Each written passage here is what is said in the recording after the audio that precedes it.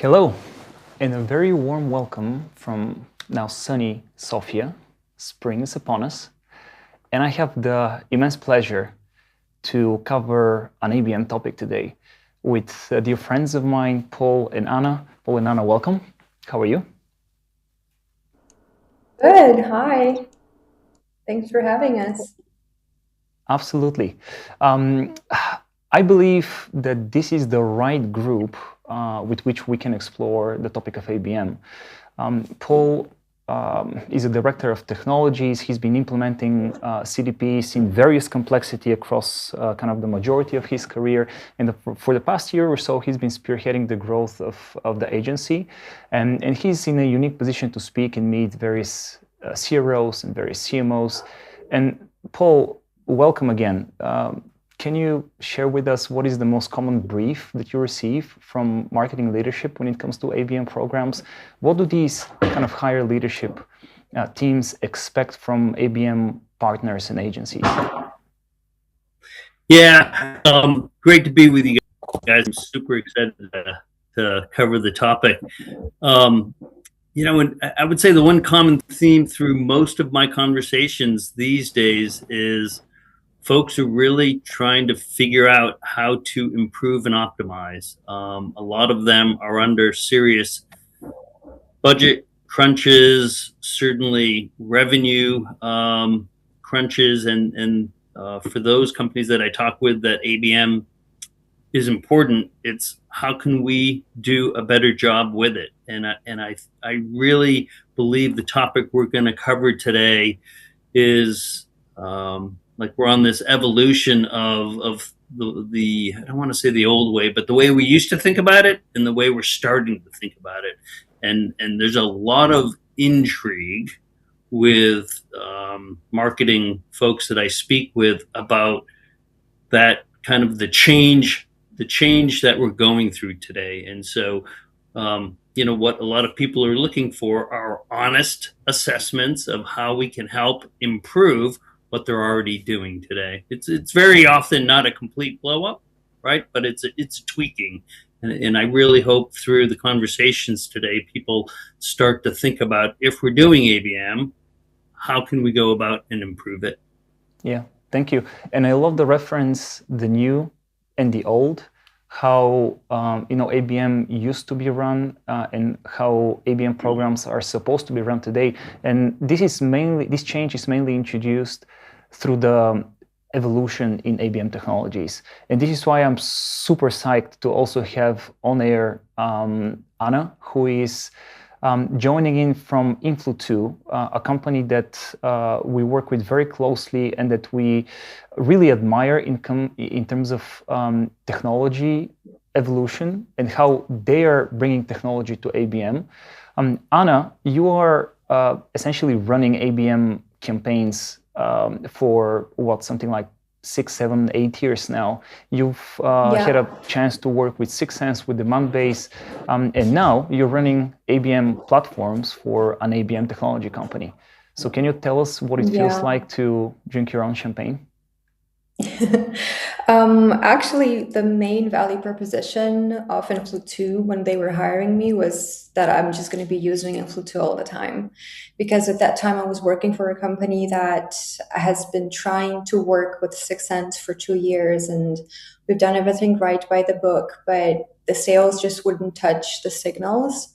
So it was my personal problem, because I was the ABM manager there, on how do I overcome all of the technical struggles that I had with actually being precise and delivering the right content to the right people when we were having conversations with them.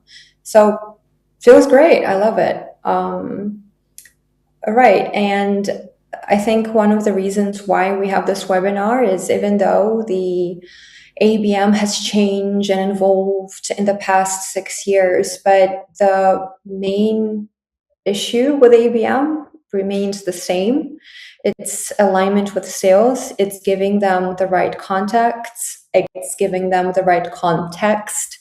So it's really about how do we work? How do we work with sales to actually drive revenue, and instead of driving accounts with intent.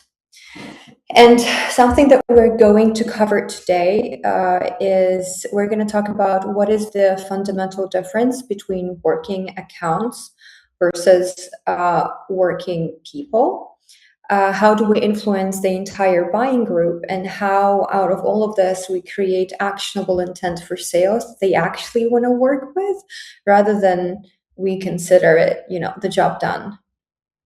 And so what is the current problem? How do I see it? How do most of my colleagues see it? Is that marketing targets accounts and sales sell to people. And it's, I don't know, when I say it, it just sounds stupid. Obviously that's the same, but the problem is that if you, an ABM is like this perfect strategy, and it only makes sense to use ABM when you're selling to larger organizations, when you're selling to enterprises. However, because of this fundamental difference, it flops all the time. Because when you are selling to a large account and you are, as a marketer, you're like, okay, here's Adobe. We have 30 potential buying groups in Adobe, and each one has 10 people on it. We don't know who's part of which group, but we see traction, we see intent. So, hey, you SDR, why don't you reach out to Adobe? And the SDR is like 500 people. And like, it just doesn't make any sense to them, because the engagement is coming from unknown source in this case. Sales can prioritize the unknown, and the handoff just doesn't make any sense and doesn't bring any value to the salespeople.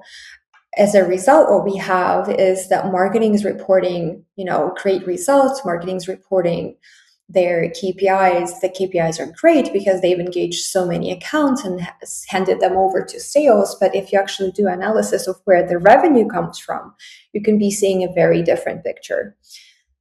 And we have this is because account level signals actually hide the buyer, and sales don't know what to do. So just going back, should we go to the next slide?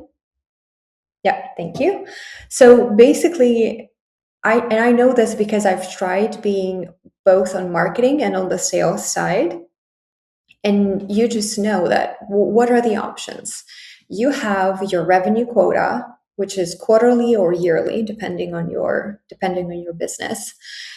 As an SDR, you have intel from ABM that you need to reach out to 500 people in Adobe. If you want your outreach to be smart and good and nice and relevant, you'll have to spend a lot of time investing into that outreach, which doesn't give you any guarantees they are going to convert, that the email is not going to bounce. There are so many other things that can happen. So you can do that, but that's almost suicidal. Or you can send them generic email outreach, which saves you a lot of time to do actual work that will bring actual revenue. But it makes you look bad, because why even bother sending generic outreach to everyone? So this just, as a result, what happens, sales just start ignoring those signals so they don't waste their time, and they look for the revenue elsewhere. And I want to give you a very practical example of what is it that B2B buying is messy, right? It's messy by design. And I think, like the stats, I think you probably all know that priorities change. There are multiple stakeholders, especially after the 2021. I think the amount of stakeholders has been increased in most of organizations because the budgets became tighter, which meant they needed more time to do the decision making. They needed more time to do the actual ROI evaluation before purchasing anything. And the bigger the buying group, the more people are actually unengaged in the sales process, which means sales never get to talk to them. They never get to see them. They never get to tell them anything, because those people only exist either on mute on the calls. That's best case scenario, or they are just on threads in the email, or they are not even communicating. Like, there's no way to connect with them. And here is a very personal example of what the current buying, B2B buying is like. I want to replace our CMS. I hate our current CMS. So every time I work with it, I'm like, oh, I hate it. What other options are there? So I go online, I search for options, I watch some webinars, I talk to providers at conferences. So for many CMS companies, Influ2 must appear like, ready to buy, considering purchasing, whatever. And in reality, what's happening is that intent only comes from me and from people that I've shared links with, but I'm not the budget holder, and the budget holder has no idea that it's such an issue, because it's still to be communicated, and because it's like so not a priority. Like this whole migration is such not a priority for us right now that there is actually no buying intent. There is just research going on.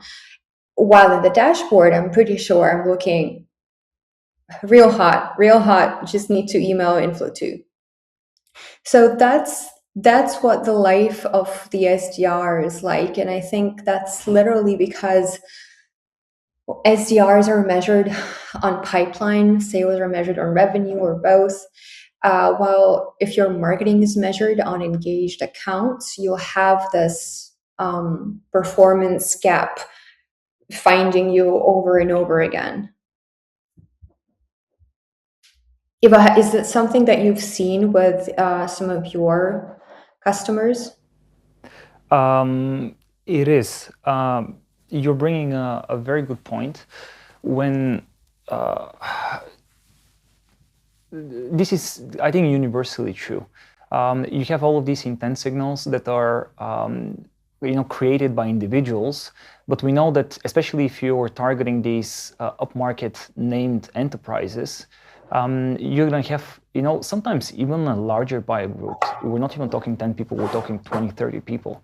And I think that we need to shift the way how these programs are being planned in general. So you would be thinking, yes, I want to isolate the companies that are showing intent right now, right? So this can help me filter out of the 1,000 accounts, what are the 100 accounts that I want to prioritize. But then if I'm to brief my marketing ABM team, what I would like to say to them is make sure that we discover everybody else. So we know that Anna is showing intent for our CMS platform. I want to find out who the CFO is. I want to find out who the procurement team is, and the web team, et cetera, et cetera. I want to make sure that these people know about me before we reach out. Because I don't want to be spending time on Anna right now. The buyer group is not ready to speak to me. So this is how I would like to be thinking about it. But you know what? This is the case when your total addressable market is large. We have customers whose total addressable market is 200 accounts, 50 accounts. And if they do like 5 deals per year, millionaires, everything's going great.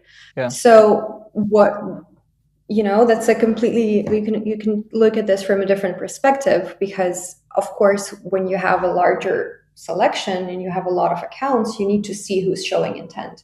But sometimes you are faced with this task of actually, working all of them at the same time for 3 years, because that's how long it takes for you to close that deal. Yeah. And can we apply that same thinking in B2B inbound prospects? Meaning somebody raises a hand on our website. We know that this is director of technology.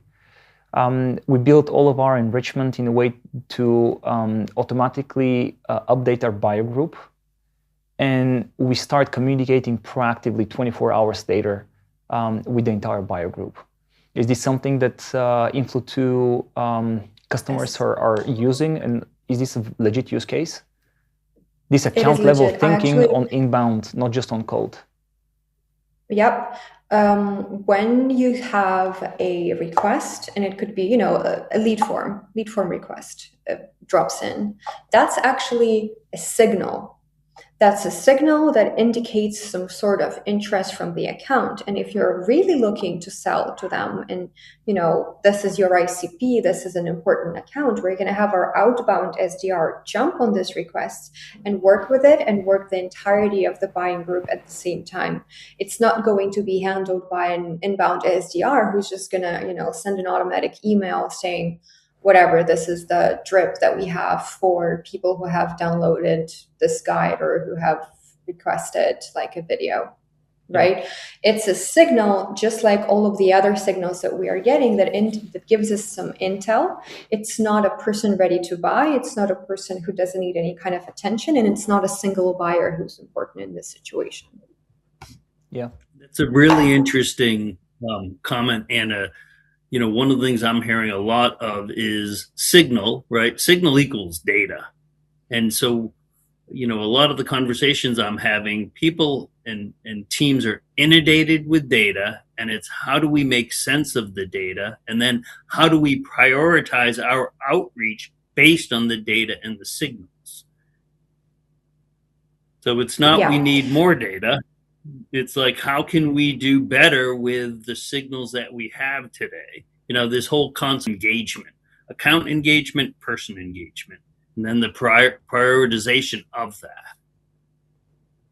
I actually think when it comes to signals and making sense of them, it's one thing to make sense of the signals. I think it's like when you realize what the topic of interest is for that specific buying group. If you're selling, if you have multiple value proposition, what is engaging to them? What do they care about? What do they prioritize? That's, that can be figured out through data. What I don't like when we're talking about this is when people are like, okay, how do I build a smarter scoring model? And that's because the buying decisions are shifting so quickly right now, even though the cycle is longer. What's happening during that time is it's like everyone's talking, they've met somewhere, then they had this chat, and then this AI came out, and then we built this agent, and then we did another agent, and then, a lot of things are happening at the same time that basically, if you're going to be sitting and collecting those signals to be like, oh, now it's the perfect time to reach out, they'll be done with their purchasing or they don't care about it at all. You're just going to be late. Yeah. So I think this is exactly where we would like to get today, right? So while we were preparing for this talk, I sort of had this huge realization. If I go back 15 years, when I first started kind of my work on marketing, I started off in demand generation, then I was doing paid inbound, and then a few years later, demand base popped up. It was revolutionary. B2B could now target accounts. We always knew that B2B is about targeting accounts, and we could now do that. So for a while, we were executing these huge media projects where we were working on these, inbound accounts, outbound accounts. We also segmented accounts that are in early renewal. We had these, programs running. And then this was still when I was working in-house. At some point, it was really difficult sustaining this level of awareness because it was really, really difficult tying this to any sort of a pipeline created afterwards. And also, it was not actionable, right? Because we could see in demand base and by extension in Salesforce that we reached account X, but this is not something that we can use either on marketing or on the sales side. So targeting, I think, it's the first part, job number one in modern ABM. The other part is the engagement data that we can generate along the way. And this engagement data, now that we've established that, the obvious, sell to people, not to accounts. So we need to think of the engagement data and how we can collect it and activate it, enable sales with it, beyond the account level. And I'm this is the same level of disruption I feel happening right now, compared to how I felt when demand base was really created and established. I don't know, a number of years ago. We could target accounts back then. It was huge. Now we could target and collect intelligence beyond the account level. And I would like to, so this is what today is all about. There are essentially two different streams or levels of engagement data that could be created beyond the account level. To me and to most of our clients, this is persona level insights. The buyer group, we can split it into 1, 2, 3, 4 personas. And then when we build our ad nurturing or ad warm-up stages, we need to break it up on this sort of a persona level. So this is how we established a problem and then a solution, and then we have the social proof, and this is mapped to all of these different personas. And so if we're able to target and map the content this way, are we able to collect the data this way? And I'm very much excited to share that there's huge disruption happening on this scene. LinkedIn's recently launched a new API, still not public, but getting there, and we are able to collect the data on a persona level. And I feel that the next frontier is the contact level, and this is not a future thing. This is happening right now, and this is the base of the foundation of the Influ2 technology. We're able to target contact level, and we're able to collect engagement data on a contact level. And then this contact level data can be written to the CRM and enabled, used for enablement of the SDR team to do manual or automated outreach. So this is, to me, the new frontier and how ABM programs need to be run. Because the technology is now there. Like, we couldn't do that. Well, Anna, this is probably going to be flattering, but before Influ2 times. Like, Influ2 to me kind of brought this disruption to the ABM market. And to me, ever since, at least within the agency, when we were planning ABM programs, we would be thinking, okay, this is how we do the targeting, job number one. And this is how we bring sales on board. We do the planning together. We let them know that this new data is coming their way. And all of the contacts that they're going to be contacting otherwise, we're going to be able to have this contact level intelligence.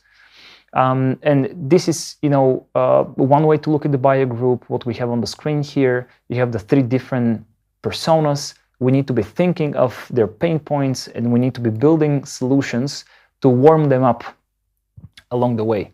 Create awareness, do the solution framing, and then bring forward all of what's going to be needed to essentially have this social proof, this weight around the brand when this buyer group essentially sits on the table to do a due diligence for their essentially next acquisition needs. And then the outreach ready is the stage where we believe marketing can now get these accounts to. We're able to very clearly identify the accounts and the individuals inside that are ready for the SDRs to pick up. And this is where we bridge the divide. This is where we have a very clean marketing to sales handoff, and we're able to essentially not leave any warm prospect on the table, at least not one that marketing deems warm enough. Actually, basically, when you say this, I just wanted to add that, in fact, it's like this approach makes alignment with sales so much easier, because you don't have to persuade them, you don't have to beg them, you don't have to say to them that, hey, you really need to follow up on this person. Because when you're aligned on the contact level about the people that you both care about, they now have a very clear choice to do cold outreach or to select people from that same list who have been warmed up for them by marketing. So there is no ask, there is actually desire from the SDRs to get more of those warm contacts. Sorry. training on technology. It's not, this engagement data, right? Crossing the divide from the account to the person. This data lives in their livelihood, right? In the CRM. And so, as we're having these conversations today, it is this aha moment of marketing taking an element of knowledge. The account is hot, or the account is, showing signs of intent engagement. And then also, here are the people that are making up that intent. And again, persona based targeting and sequencing, that's the big moment. That's the aha moment, right? And then when we have these conversations today, when we're talking to our customers that are taking advantage of it, it really is breakthrough technology and breakthrough thinking. And I loved what you said, Anna, right? This whole element, and we've heard this for 100 years, sales and marketing alignment. This is real alignment, right? It's not convincing them to look at another tool. It's convincing them, showing them that this data exists to help them be more timely and more spot on with what's happening in the account. Yeah, and we can really, as marketers, think of investing these dollars in reaching these accounts, not only in terms of reach. Our job should not end here. Otherwise, it's going to be really, really difficult to sustain this investment long term. We have seen it. We have seen it across so many clients. It's no longer sufficient to just say account X is in market. This intent level, intent data on an account level is not sufficient. This is what we need to be going for. We have an account that is ready for outreach. We have the VP of engineering that has seen us. And now that the entire buyer group is engaged, we need to start with Jane. Jane is ready to talk one-on-one. This is where we believe ABM programs need to get to. And again, to me, this wouldn't work without, and I open a bracket here, without some sort of an SLA agreement with sales. We've implemented these ABM programs. We've done brilliant implementation, this very specific mapping for each persona, content that's thought through and through. And then we're influencing these individuals. But if we don't shake hands with a sales champion, somebody that can now understand that, in their Salesforce widgets or like wherever they're consuming the data, they're being notified that, now they have a bunch of, contacts within these accounts that they need to prioritize, and they need to do it in a sort of a timely manner, then this entire exercise and that investment is, I think, we're not getting the most out of it. This is how I feel, and also I believe this is what the numbers are telling us. We're going to get to that in a second, and this is essentially the one framework that I would like to leave everybody with. That our job as marketers and owners of ABM programs does not stop at targeting. We need to work very hard in order to map the content to the persona. This is also a step that very often I see that it's really skipped, and we have some sort of a general messaging running towards these accounts. There might be some slight segmentation, but very few companies would actually go through the exercise to work closely with demand generation to get all of the original content ideas and mapping by funnel stage, by persona, and actually map that ad content to the personas like this. And this is another thing that Influ2 does support. Ad journey kind of sequences. You start seeing this when you see that or engage with it, then you see the next thing. And then we bring this data to the CRM, and we are very specific when an account is ready for outreach based on this engagement data. If the buyer group has seen this enough times, engaged with us enough times, then this is an account and a set of contacts that should be ready for outreach. And now the SLA kicks in. Sales who were originally part of the planning, right? We need to be doing that, all of that together. They're picking up that lead, and then ad level comms continues into one-on-one communication with these stakeholders. Something that I do is once the communication with the SDR starts, I change the ads that are mapped to that exact stage of the relationship. So I start introducing the SDR. I align with the sequences that the SDRs are sending to those prospects. So basically, I'm taking a good approach here is take whatever is working well on the SDR side in their sequences and replicate it in your ad sequence. And that will give you an additional avenue of delivering that content that has been historically working on this stage of relationship with the prospect. Yeah, brilliant point. That air cover does not stop when the outreach picks up. We have sort of a air cover that we need to think of and bake in before the outreach and then during the outreach.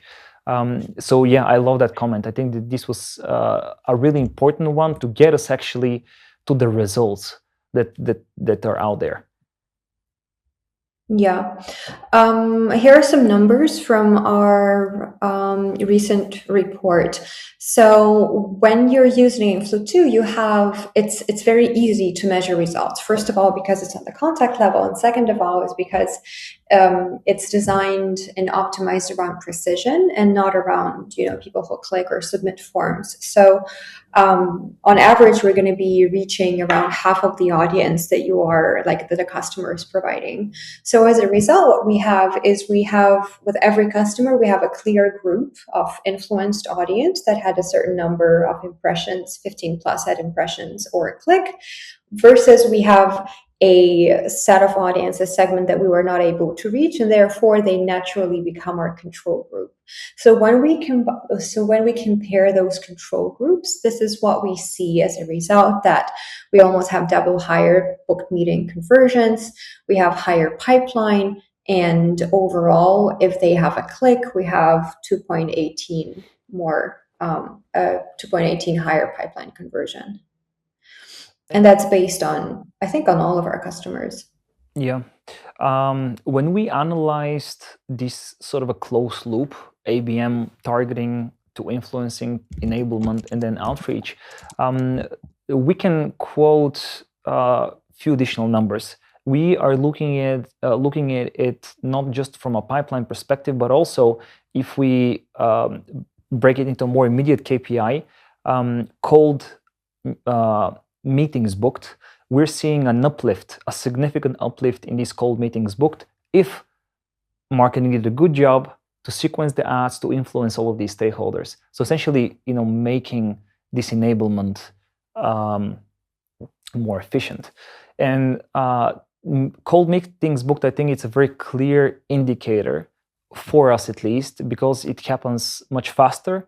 And this is also, to a big extent, how we're looking at our role.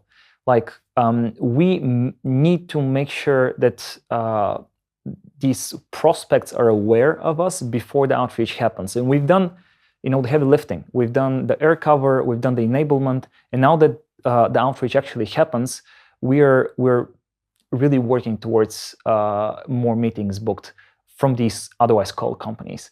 And then the pipeline generated altogether from companies that have been exposed to this level of messaging and this level of prioritization by sales, it's also we're seeing an uplift there, where each attempt to outreach and get somebody on a call essentially generating more pipe for the business.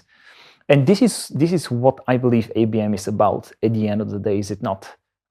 We are working on an account level with these cold segments, cold accounts, but also we might have few accounts that are coming in inbound, and we are looking for these account level strategies to just fast track them to meetings, or fast track them to open deals.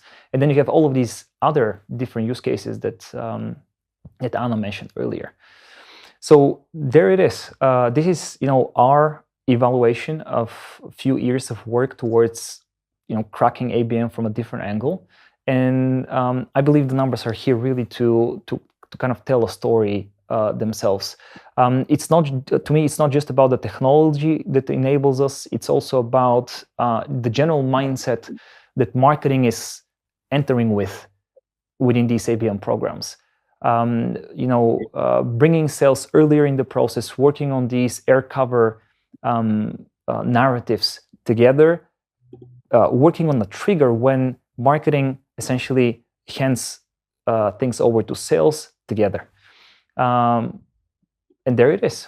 Yeah. One of the things I find really interesting about that slide, Ivo, is from my prior lives, trying to look at what marketing has done, and then how does that influence the pipeline? And comments I've heard is, well, this all seems black box. These numbers are in your system.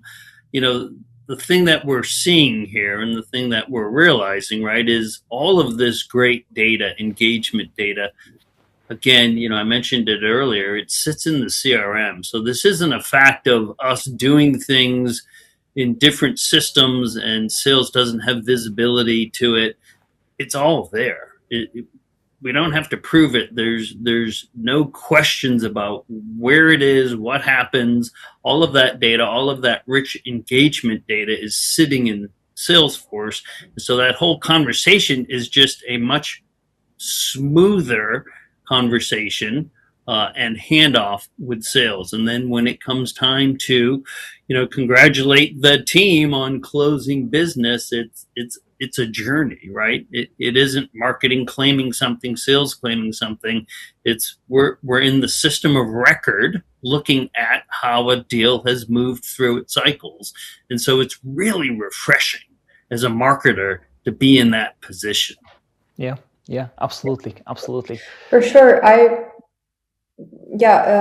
Paul, I've fallen into that trap before. So, we were building, not an Influ2, but we were building an ABM program. We were reporting all of those, how many accounts moved between stages, how many engaged accounts do we have, how many did we hand off to the salespeople.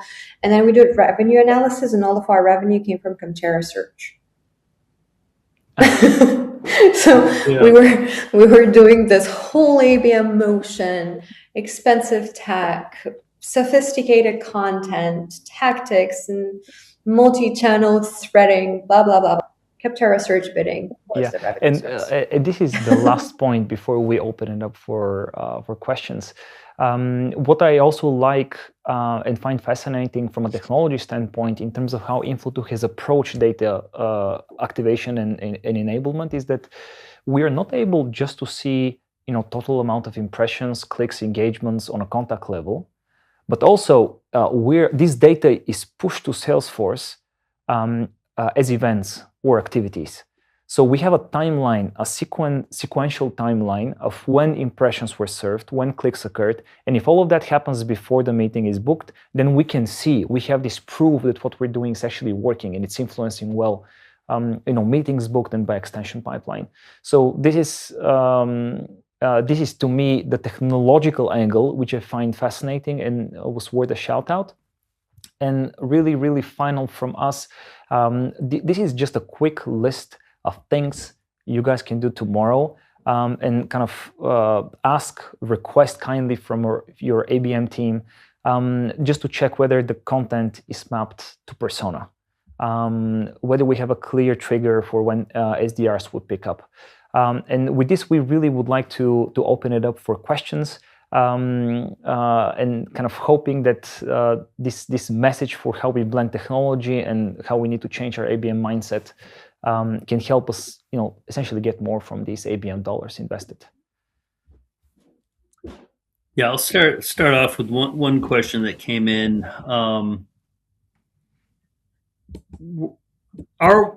Is what we're talking about here scrapping the ABM programs that a lot of companies have built today, or are there ways that they can keep the general framework and make adjustments? I think Yeah, go ahead, Anna. We both answer. I think it's adjustments. I don't think. I mean, it's scary to just scrape everything and say, "Oh, it doesn't work. We don't like it." If it's working, just start making adjustments to make it work better. If it's not working, then maybe it's worth scraping.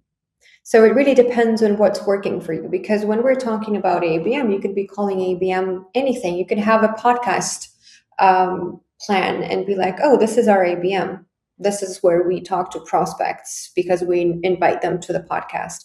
So honestly, you need to evaluate on, what are the blind spots? What do you think is working? What do you think is not working? And also, what do you see is working? And you have data to prove that. Because if you don't have data, that's just an assumption. Yeah, I'm definitely thinking the same. All of these different platforms, and yeah, we have historically this thinking that if you're doing ABM, it's a huge upfront investment, right? You either need to have the ABM platform secured, data platform secured, which is an annual license, a huge investment on its own, or it's a general, huge effort, huge lift on the organization side to plan content, deploy content, etc. So we need to be thinking, how we can step on all of that and break the glass barrier, essentially, just push the frontier a little bit. I'll give you an example. So LinkedIn, they have done the targeting pillar ever since the beginning. We can target demographically in LinkedIn.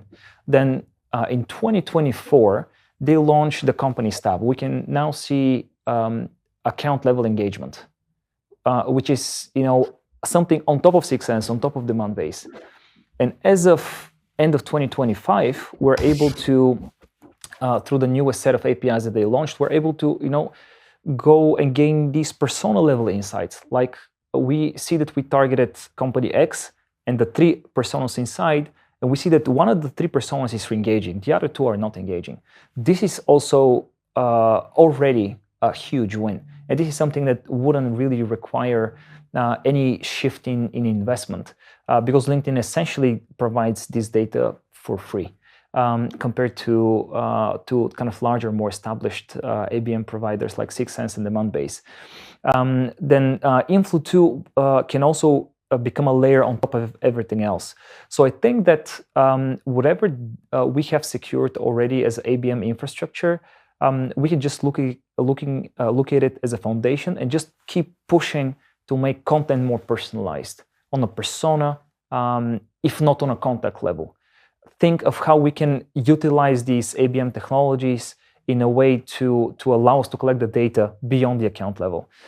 So yeah, I think it's a matter of evolution and not a matter of kind of scrapping everything and starting from scratch. That's great. I just want to remind the audience, if you have questions, we're really happy to answer them. Pop it into the comment section. One question that came in, and it's really, I think, probably both of you can answer it. Are we seeing any differences between companies based here in the States versus companies based in Europe with privacy? With this new way of thinking around ABM? Yes. So if you are selling to the US market, then the privacy is not as strict. In Europe, everyone needs to be GDPR compliant. So that provides more restrictions because we want to be respectful of GDPR, obviously. And there is also this cultural difference. Because in the US, people are used to Amazon drones delivering stuff to their yard. In Europe, when you call someone, they're like, where the hell did you get my number? Yeah, you have a completely different reaction to people trying personalize in Europe because the privacy concerns are a lot more, like a lot stronger and embedded in culturally.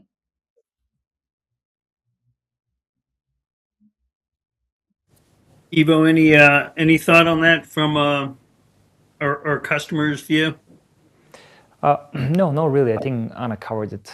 The cultural aspect as well as technologically, how we are able to identify and match portions of the database. Obviously, in the States, we're able to have a much higher enrichment rates and reach just a larger portion of our database.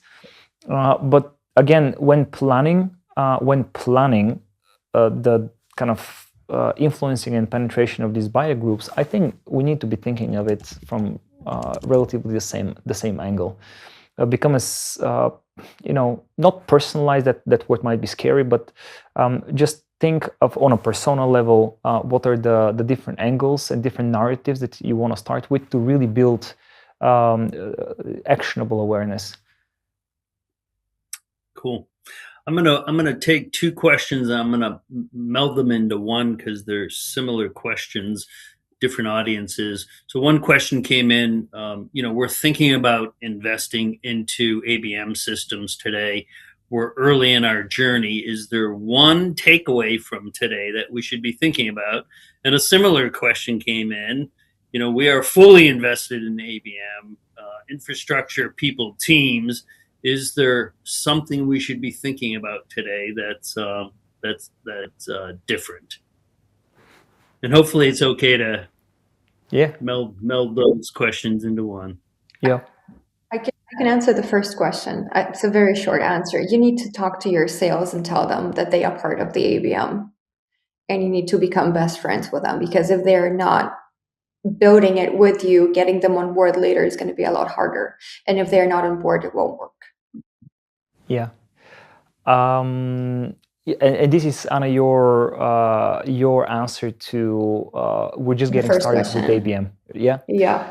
Okay. Well, I'll probably approach it from a tech stack standpoint, and I'll answer it like this: in terms of barrier to entry within these different ABM platforms and value that we can create across both. How we can target and how we can collect engagement data. What I can say is, if we're just getting started with ABM, which means that we're just also getting started with building our database, etc., I believe that LinkedIn is the go-to platform for that. Its simplicity and low barrier to entry in terms of no upfront commitment, no upfront cost for licensing would allow us to essentially leverage the most sophisticated firmographic database in the world. You can, tackle job title, seniority, affinity type of layers, right? You can layer all of that together, and you can create your personas. Then you can map content to your personas there, and you can collect account level as well as persona level insights like this. So this is definitely it just creates for me the highest ratio between an effort and a commitment to value created.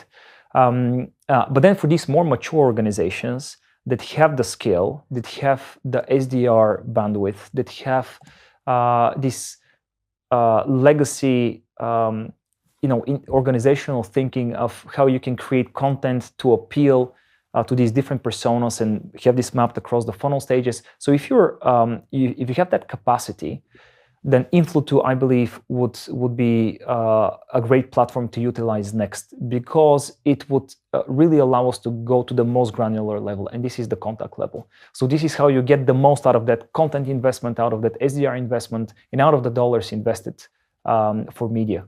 So I approach it from a different angle, more on kind of a channel activation level.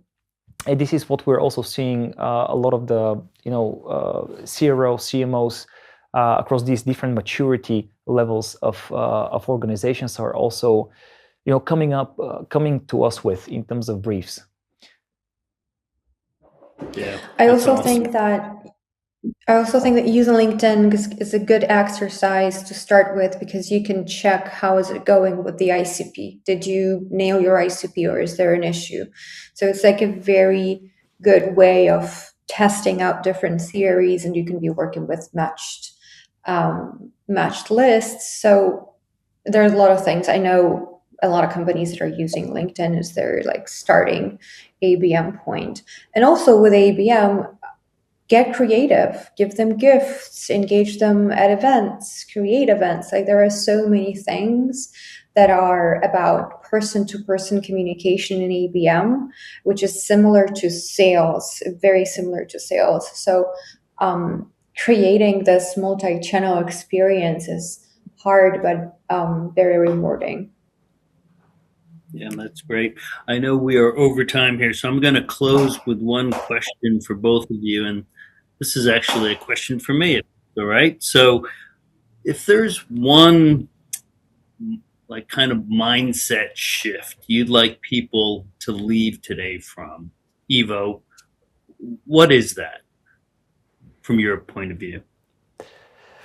I'll repeat what Anna just shared. In planning the ABM programs, have sales on board, have them bless that strategy and make them part of that change. This is how you can get both marketing and sales to commit to a common strategy. Then the technology part comes next. The communication, creative sort of a part comes next. But sitting down, marketing and sales together in one room to figure out which use cases to start with, cold versus inbound. What are the personas that we need to prioritize?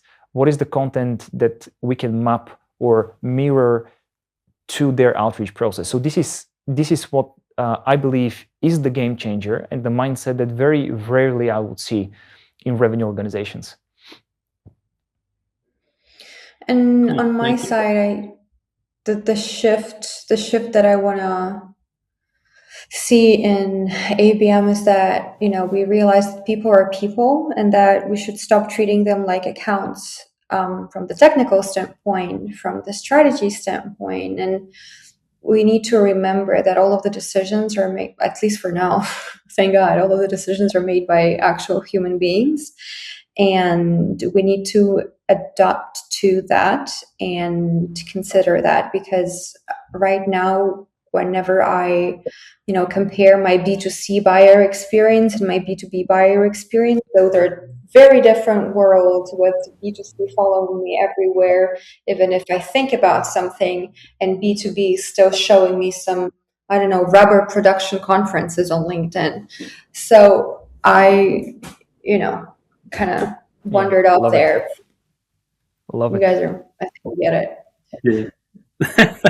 That's awesome. Well, we are out of time. Fantastic job, guys. Really appreciate it. And to the audience, thank you for dialing in. Thanks for listening. Thanks for all the questions. The content was wonderful. So appreciate it. Yeah. Thanks everyone for tuning in. Yeah. Have a good rest of the week. Yeah. Wonderful. Thanks so much.